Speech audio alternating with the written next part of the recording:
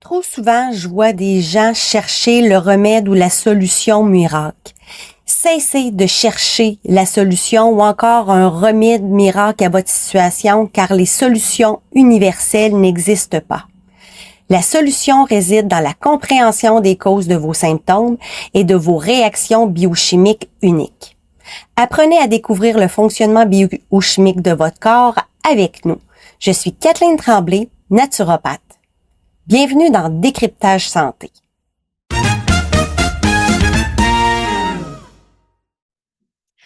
Bonjour tout le monde, ça nous fait plaisir de vous retrouver pour ce troisième épisode de podcast. En fait, on va parler d'entretien ménager. Yes!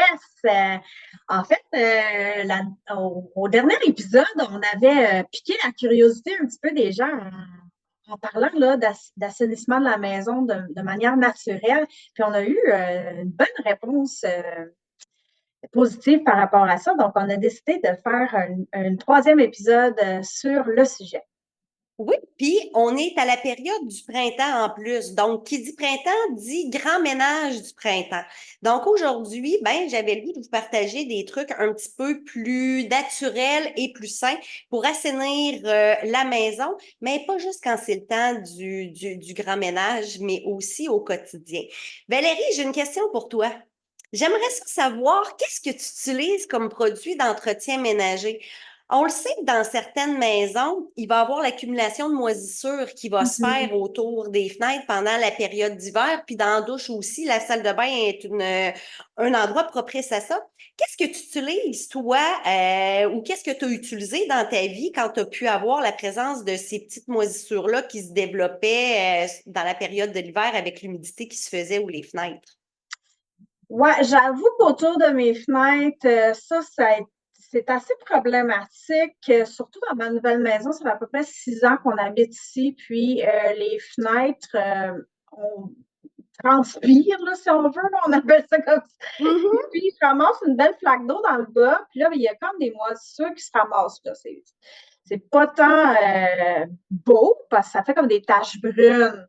Puis bon, j'ai essayé plusieurs produits, puis il n'y a absolument rien qui a réussi à enlever totalement là, la couleur tachée, là, si on veut, là, de ça autour de mes fenêtres. Donc, ce que j'utilise bien souvent, c'est une brosse à dents, du Vim, des fois de l'eau de Javel, tout dépendant, là, mais encore une fois, il n'y a rien qui est venu à bout de détacher mon contour de fenêtre. En fait, là, les maisons sont rendues tellement étanches aujourd'hui qu'il va se faire vraiment de plus en plus d'humidité puis de condensation. Plus on se Ouais. retrouve avec des cadrages en fenêtre qui sont en bois, les moisissures s'incrustent à l'intérieur. Il y a un truc pour pouvoir recueillir cette condensation-là. C'est sûr que ça demande de l'entretien pour empêcher le développement des moisissures parce que 48 heures d'eau stagnante, le développement des moisissures se fait déjà. Fait que si on n'entretient pas cette humidité-là qui va se faire au niveau de nos fenêtres tout au long de l'année, ben oui, il y a plus de chances de développement des moisissures. À partir du moment où les moisissures, elles sont dans le bois, elles y restent. Donc, c'est soit on change les contours de fenêtre ou on entretient comme il faut tout ça avec l'utilisation de certaines huiles essentielles. On va en reparler un petit peu plus loin, mais il y a moyen d'entretenir pour empêcher que ces spores-là se libèrent dans notre environnement puis puissent nous causer des désagréments. Mais je le sais qu'il y a beaucoup de gens qui utilisent l'eau de Javel pour plusieurs raisons dans leur entretien ménager, que ce soit pour le lavage, que ce soit pour le ménage, que ce soit pour les moisissures. Mais en faisant des recherches, je suis tombée sur des choses très intéressantes. Un, savais-tu que les gens qui respirent de l'eau de Javel ou des agents de blanchiment respiraient l'équivalent d'un paquet de cigarettes fumées chez un fumeur? Ah, c'est intéressant. C'est intéressant à savoir, hein? Donc, Mm. imaginez les gens qui travaillent beaucoup, que ce soit dans le travail ou Ouais. que ce soit dans la maison, qui utilisent énormément l'eau de Javel. Ben, dites-vous qu'à chaque fois que vous utilisez de l'eau de Javel, c'est comme si vous fumiez un paquet de cigarettes. Ouais, ben, je Donc, suis d'accord avec ça. C'est quand même très, J'ai le mot C'est en anglais, puissant. là, ouais, c'est ça, j'ai le mot en anglais qui me vient, là, mais bon, c'est, tu sais, c'est dur à respirer, là, on le sent dans nos bronches quand on respire ça, que c'est un produit chimique. Bon, dans notre maison, on en utilise peut-être une cuillère à soupe, là, de temps en temps, mais les gens qui travaillent là-dedans au Mm. quotidien, là, peuvent être impactés davantage. Ouais. Ou si on pense à nos corvées de grand ménage et tout ça, où on va utiliser allègrement l'eau de Javel, il y a d'autres trucs pour ça parce que c'est un produit qui est vraiment très, très difficile pour nos voies respiratoires. Autre chose en lien avec l'eau de Javel, lorsqu'on utilise l'eau de Javel sur nos moisissures, en fait, ce qu'on fait, c'est qu'on vient activer les spores. Les moisissures vont libérer, euh, ils vont libérer, c'est des spores que ça s'appelle, mais Ah on bon? peut imaginer ça un peu comme quand nous, on va faire des gaz. Ça va émaner certaines choses. Ben, les moisissures vont émaner certaines choses qui vont être des spores qu'on va appeler les mycotoxines, qui souvent, c'est elles qui vont être encore plus néfastes pour la santé des gens. Mm. Puis là, on va juste parler d'asthme, on va parler de bronchite. Il y a des gens qui vont développer des bronchites, puis c'est des bronchites environnementales qui n'ont rien à voir avec des bactéries ou des virus. Donc, euh, donc c'est ça, l'eau de Javel va avoir des propriétés de comme suractiver ou amplifier le Mhm. pouvoir des mycotoxines. Et c'est la dernière chose qu'on veut lorsqu'on va voir la présence de moisissures dans notre environnement. Donc, il y a d'autres trucs pour être capable d'assainir ça de façon plus adéquate puis moins nocive pour notre santé. Puis en fin de podcast, c'est ce que je vais vous donner. Je vais vous donner les recettes avec les huiles essentielles qu'on peut utiliser dans notre environnement pour nous aider à tout ça. Donc, eau de Javel, pour plusieurs raisons, c'est pas nécessairement le produit quotidien de tout usage à avoir. Personnellement, j'ai plus ça chez nous depuis une bonne décennie, certain. Puis je travaille autrement, puis j'utilise d'autres trucs. Tu utilises quoi pour faire ton grand ménage, Valérie? Ben, ton ménage est de toutes les semaines, les poussettages, nettoyer la salle de bain, Ouais. nettoyer tes planchers. Qu'est-ce que tu utilises? Moi, j'ai découvert le robot balayeuse, là, je suis en amour avec ça, là. Fait que, ben, souvent, c'est juste de l'eau que le robot balayeuse passe, donc juste de l'eau. Par contre, quand moi, je fais mon grand ménage, je vais ajouter là, comme une cuillère à soupe de pain de sol dans mon eau pour faire le lavage. Puis, pour les poussettages, c'est plus du Windex, je dirais, là, OK. parce que mes surfaces sont en vitre. Moi, ça ressemble à ça chez nous. OK. Savais-tu que ces produits-là, puis ce que je vais parler, c'est des composés organiques volatiles. Ces Oui. composés organiques volatiles-là, on va les retrouver dans les produits d'entretien ménager, dans les arrêts au sol, dans les insecticides, pesticides. Bref, Ah, il y a plusieurs choses qui vont libérer ces composés organiques volatiles-là. Et les recherches ont montré que une trop grande exposition à ces composés organiques volatiles-là était en très grande majorité responsable des problèmes respiratoires, notamment l'asthme chez les enfants. ah Parce que oui. de plus en plus, nos générations sont malades, que ce soit par l'asthme, que ce soit par des maladies auto-immunes, que ce soit par des bronchites qui finissent pas de finir, des sécrétions. Bref, il faut devenir conscient qu'il y a des substances dans notre environnement qui viennent impacter de façon beaucoup plus importante que ce qu'on nous le véhicule dans nos médias Tout traditionnels à par fait. la publicité de marketing. Oui. Parce qu'il faut pas oublier ça. Tout ce qui nous est vendu à la TV, là, puis à la radio, c'est ni plus ni moins que du marketing. Fait que ça Mhm. veut pas dire, puis même si ils disent que c'est plus vert, c'est vrai, parlant de plus vert, j'ai regardé le documentaire d'enquête concernant l'aluminium vert qui a passé dernièrement. Puis ce qui en ressortait de ça, on a bien beau essayer de vous faire miroiter que l'aluminium est vert, puis qu'on a la technologie la plus verte du monde, mais l'aluminium ne sera jamais vert. Ben, c'est ça. Reste que on doit utiliser de la machinerie pour la transformer et tout ça. Puis ça, c'est... Puis pas juste ça, ça crée des résidus chimiques toxiques, mais bref, c'est ça.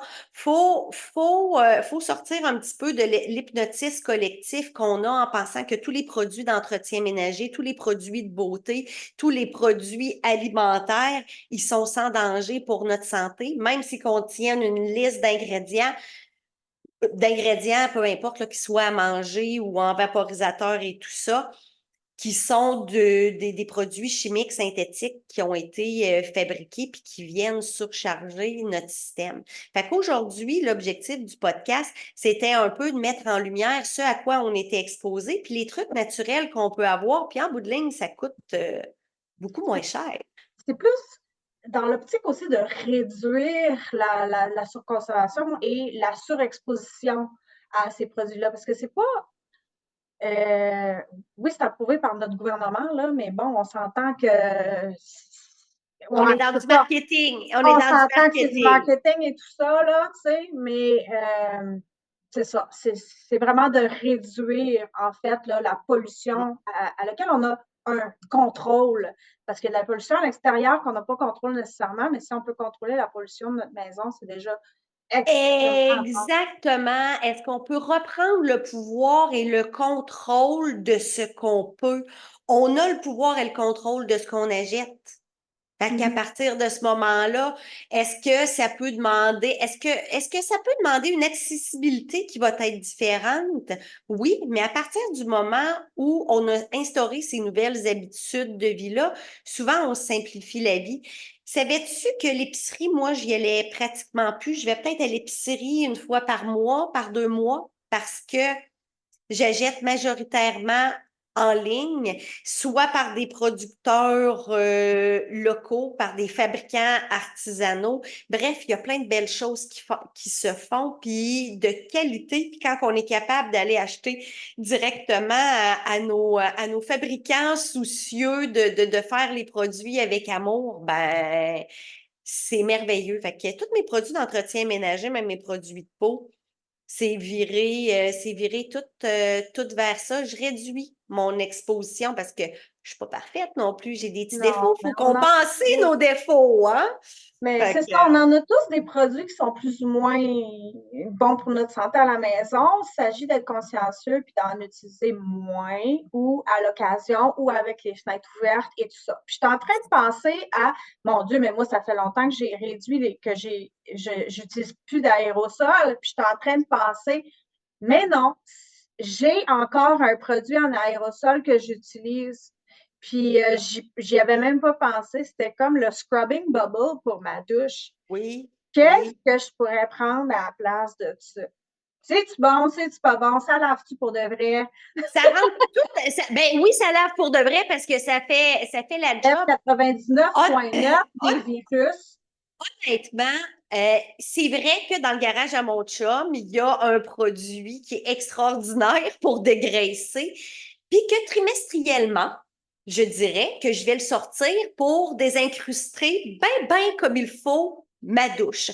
Mais entre ça, j'utilise les produits Attitude, ils peuvent faire un bon travail quotidiennement, mais le vinaigre puis le bicarbonate de soude. Des fois, là, les petits résidus qui vont se faire dans la douche, là, je prends le bon vieux bicarbonate de soude avec un peu de vinaigre ou des fois, je vais sortir le peroxyde.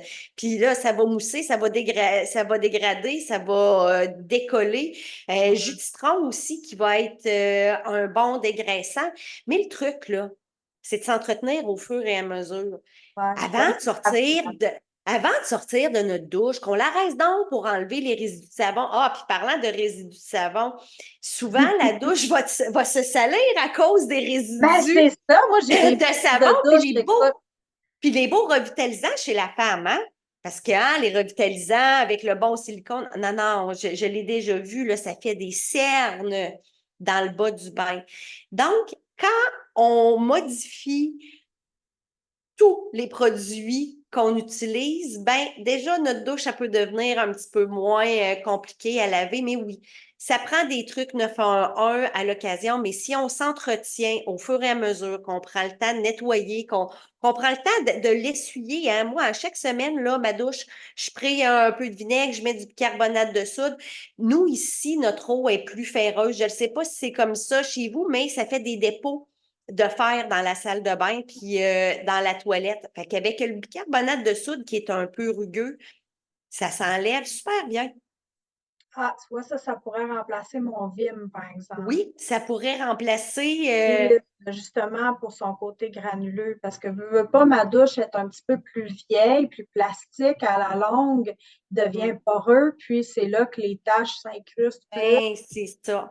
Puis, puis, quand on utilise le Vim sur un plastique qui est flambant neuf, on est en train de le briser. Oui, c'est Tout ça. à fait, parce que c'est ça qui fait que ça enlève le côté lustré, qui Mm. protège le plastique, justement, là, qui protège le revêtement. Là. Bref, là, ce revêtement-là est en train de se faire briser par les produits qui sont granuleux, là, bref. Ouais. Là.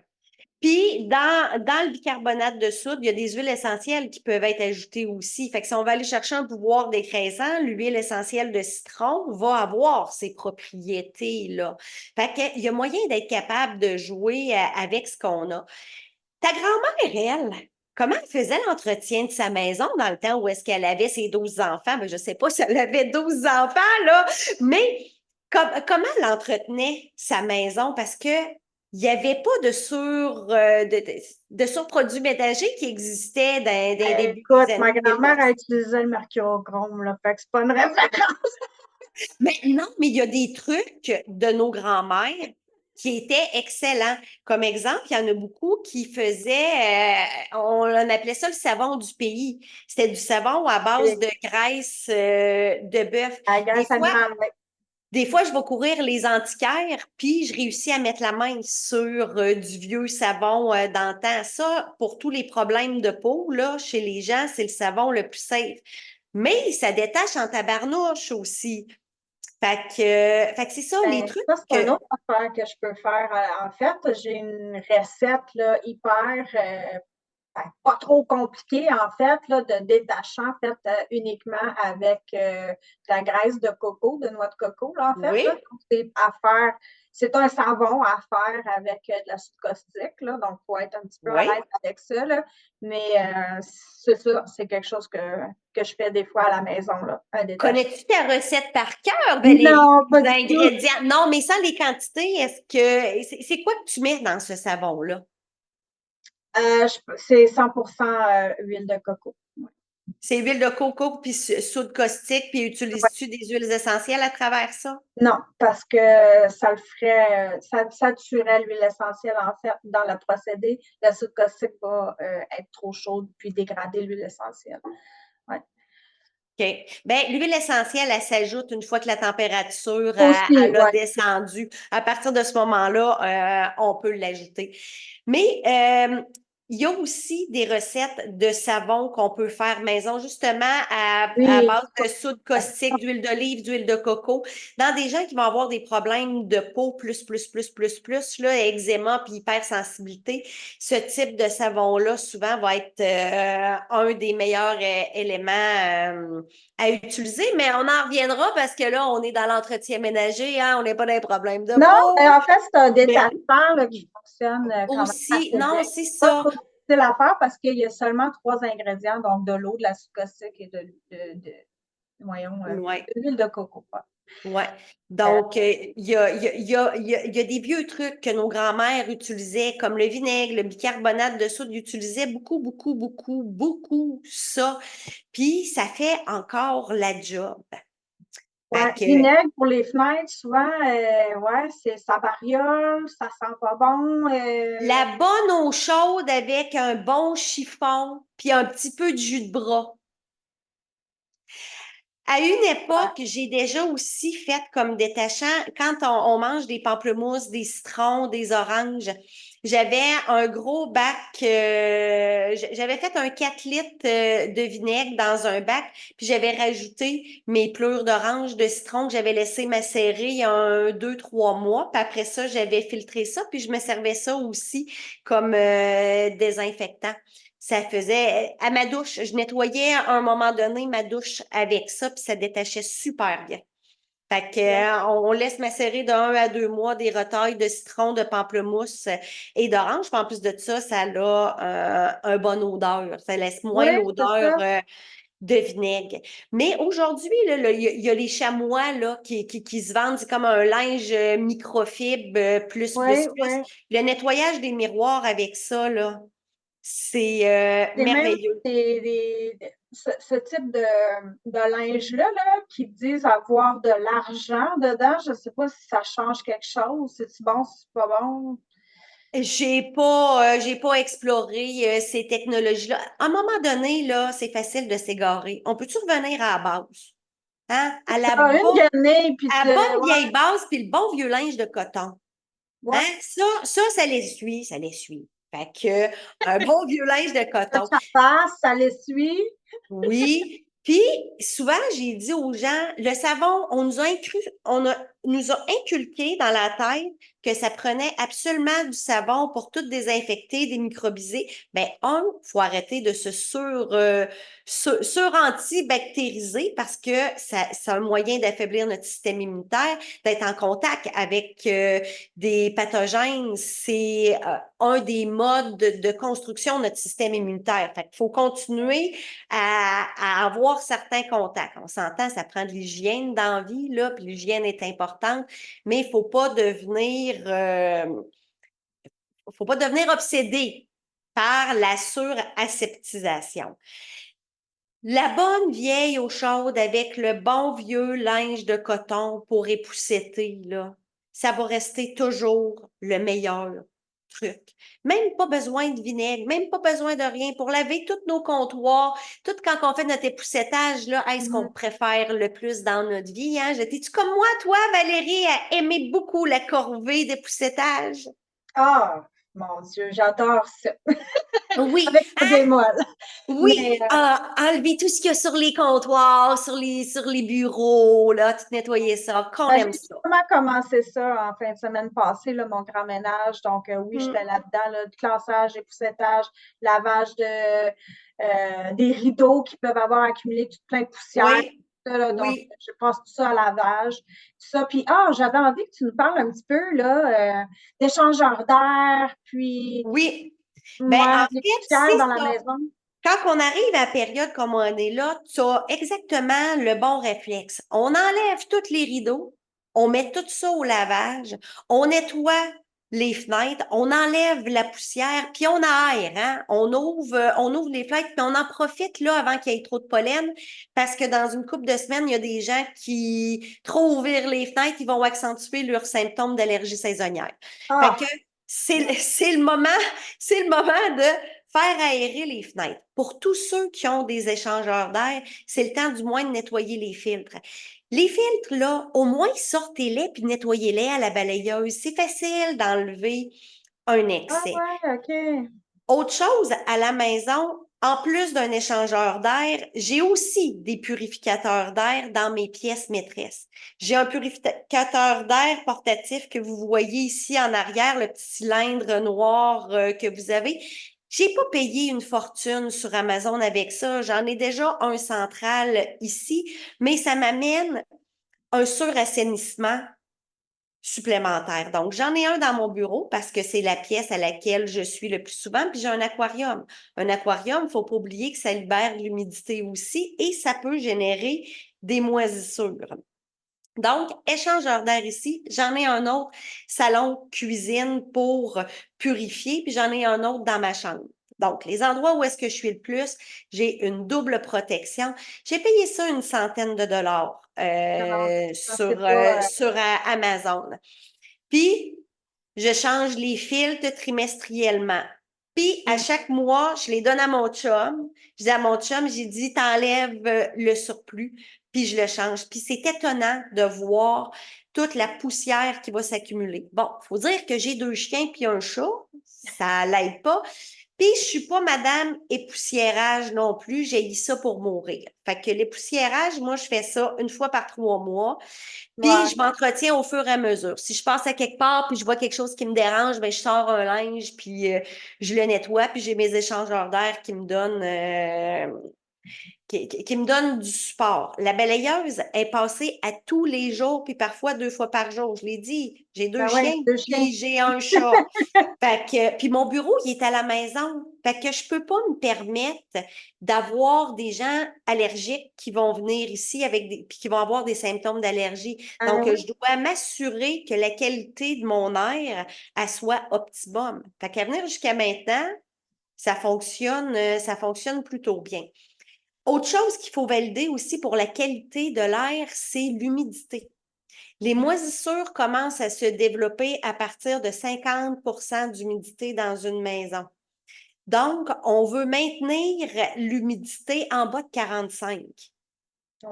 Fait que c'est important de valider l'humidité dans la maison, au sous-sol, dans les pièces. Puis si on a besoin, on prend un déshumidificateur. Puis présentement, je vous garantis qu'il y a au moins 75 si c'est pas plus, des sous-sols que l'humidité bosse en ce moment. On est dans la fonte des neiges, les sols sont très, très humides.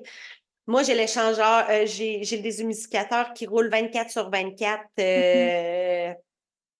présentement. Fait que ça aussi, c'est important quand on parle de qualité de l'air, de vérifier le niveau d'humidité. Fait Parfait. Hey, que on va s'arrêter là-dessus parce qu'il nous reste peu de temps. Mais oui, si tu voulais juste nous partager quelques recettes faciles à faire avec les choses que nous avons déjà à la maison. certainement. Donc, on va commencer par parler des huiles essentielles.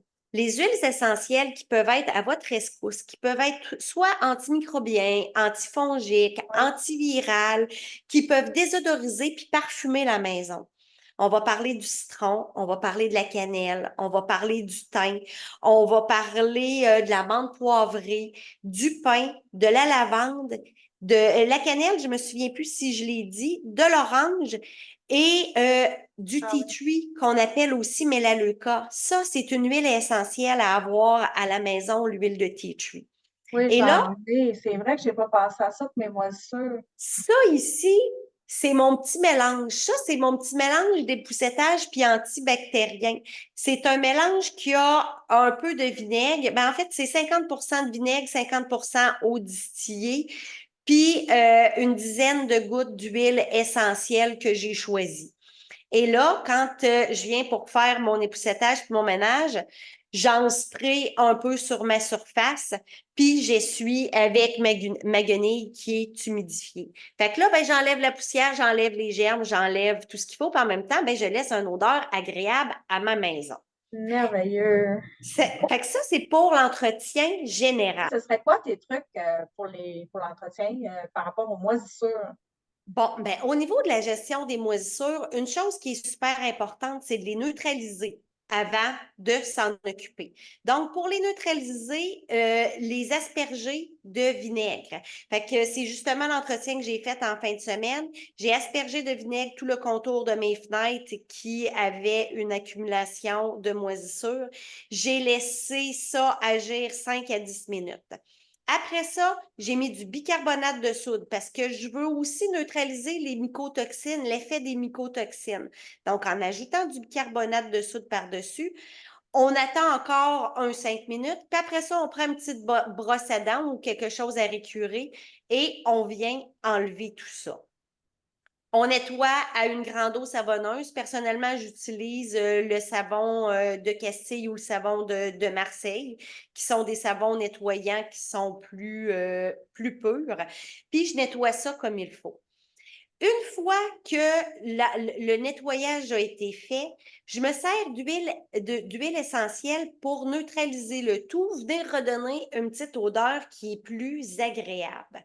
Ah, c'est vrai, j'ai oublié de dire, dans mon bicarbonate de soude, là, je fais une petite préparation de bicarbonate de soude où je vais prendre une tasse de bicarbonate et où je vais ajouter 4 gouttes de cannelle, huile essentielle de cannelle, puis 4 gouttes d'huile essentielle de clou de girofle. On va laisser ça s'imbiber quelques minutes. Puis après ça, c'est cette pâte-là qu'on se sert pour nettoyer et récurer après avoir mis le vinaigre. Donc, ça, c'est fait. Maintenant, on veut asperger le contour des fenêtres pour aider à prévenir le redéveloppement des moisissures. Alors, on se prend une bouteille d'1 litre, 800 millilitres, comme ça, qu'on va mettre une demi-tasse de vinaigre et une demi-tasse d'eau distillée. Dans cette eau-là, on va venir ajouter 5 gouttes d'origan, 10 gouttes de cannelle, 25 gouttes de tea tree et 5 gouttes de clou de girofle. Et là, on peut asperger où il y avait la présence de moisissures, tout le pourtour de nos fenêtres. On peut mettre ça aussi dans notre salle de bain, parce que la salle de bain, c'est un autre endroit où nos silicones de douche qui va Ouais. avoir une accumulation de moisissures.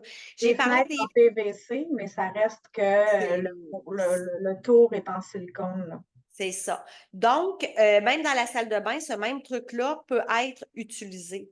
Ce même spray-là, ce même mélange d'huile essentielle-là, origan, cannelle, tea tree, clou de girofle, vous pouvez aussi les utiliser dans vos diffuseurs d'huile essentielle. Donc, on vient diffuser dans l'environnement, ce qui va aider à mieux neutraliser et contrôler les mycotoxines qui sont libérées par les moisissures. Donc, avec ces petits trucs-là, d'huile essentielle, de vinaigre, de bicarbonate de soude, vous êtes capable d'avoir un excellent entretien de la maison sans venir surcharger votre système de composés organiques volatiles qui peuvent avoir, avec le temps et avec la surexposition, des effets néfastes sur votre santé. Exact. Ah, ben c'est super intéressant. Je suis bien contente. Fait que si vous avez des questions à nous poser, vous pouvez le faire ci-dessous, là, si vous regardez sur YouTube. Puis, Puis, mot je de la vais fin. également faire un lien avec l'entretien ménager et les moisissures que je vais mettre sur mon site web. Donc, on va vous partager le lien en commentaire au podcast. Excellent. Bon, ben, on va dire à une prochaine fois. Tout Merci. à fait. Alors, je vous souhaite tout le monde un bon printemps, un bon ménage de Bon printemps. ménage. Oui, un bon grand ménage de printemps. Utilisez les purificateurs d'air, les déshumidificateurs. Apprenez à utiliser les huiles essentielles, à revenir aux bons vieux trucs de grand-maman pour vraiment venir diminuer l'exposition et la surexposition qu'on a aux produits chimiques et aux produits toxiques qui, petit à petit, font partie des éléments qui viennent miner votre santé. Alors, sur ce, je vous souhaite un bon printemps puis au plaisir de vous retrouver dans notre prochain podcast. Salut. Bye!